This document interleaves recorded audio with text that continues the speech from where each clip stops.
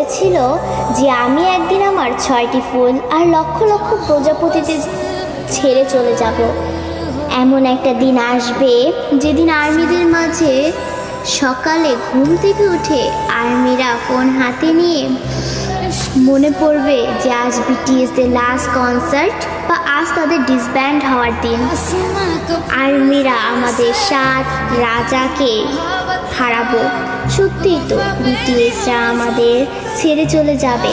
এমন একটা দিন আসবে যেদিন আমাদের অনুপ্রেরণামূলক কথা বলার জন্য বা আত্মবিশ্বাসী গড়ে তোলার জন্য আরেম থাকবে না, নিজের প্রশংসা নিজে করানোর জন্য জিন থাকবে না, আমাদের স্যাড কিং সুকা থাকবে না, একটা মুচকি হাসি দিয়ে সকলকে হাসানোর জন্য যেই হব থাকবে না, ক্যামেরার সামনে আর্মিদের সাথে ফ্লাইট করার জন্য জিমিন থাকবে না।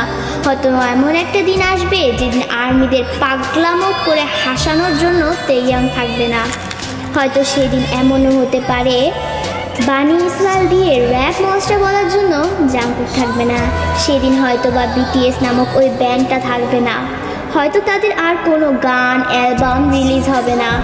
আমরা হয়তো বা আমাদের 7 রাজাকে আর কোনোদিনও ফিরে পাবো না। আমরা আর্মিরাই চাই না যে আমাদের প্রাণপ্রিয় বিটিএস 2027 সালে ডিসব্যান্ড হয়ে যাক, কিন্তু 2027 সালেই হোক বা 2034 সালেই হোক, একদিন না একদিন তাদের সব কিছু ছেড়ে চলে যেতে হবে।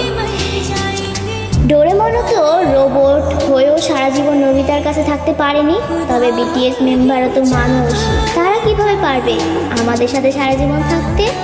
তবে তারপরও আমি বলবো আমাদের প্রিয় বিটিএস কোনোদিনই ডিসব্যান্ড হবে না। তারা আমাদের হৃদয়ের মাঝে চিরকাল থাকবে। দিন শেষে একবার আমাদের রিয়েল আর্মিদের মনে পড়বে আমাদের 7 রাজার কথা, তাদের সেই পাগলামোর কথা, তাদের সেই অনুপ্রেরণামূলক কথাগুলো, এবং এটাই হচ্ছে রিয়েলিটি।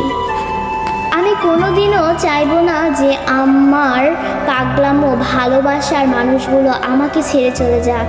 তাই আমি সৃষ্টির কাছে দোয়া করি যে সৃষ্টিকর্তা যেন আমাদের প্রিয় 7 রাজাকে কোনো দিনও আমাদের থেকে দূরে না সরায়।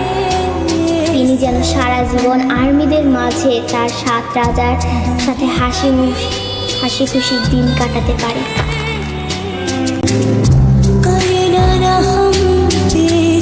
हम